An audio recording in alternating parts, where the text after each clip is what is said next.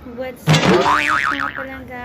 What's up, mga palangga akong viewers? It's me again, Zara Jara Ortega Alasha. Welcome to my vlog. May gusto lang kaming pasalamatan na isa sa mga mahalagang tao sa buhay namin ni Marvin.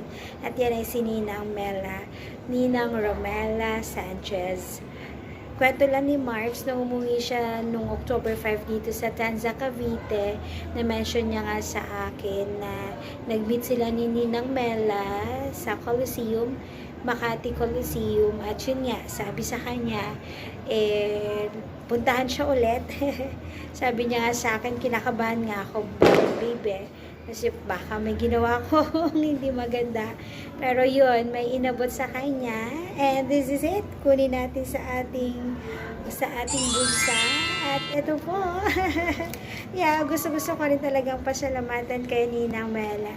Thank you po. Sabi niya, binigyan si Sam ni Ninang Mela. Sabi niya nga kay Marvin, bigay mo kay baby Sam. Kaya atin may harap Ninang Mela si Sam kasi katatapos lang namin niyang dumede. So ito yung gusto niyang part kapag burp time na, pero parang diretso tulog na po ata.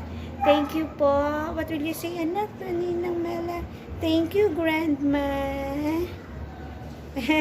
Thank you again, Ninang. God bless you po. Yeah, i-keep natin ito for Sam. May marami na tayo na-keep na mga bigay sa kanya in terms of money. Ay sa kanya. Pwede bang hiramin? Joke.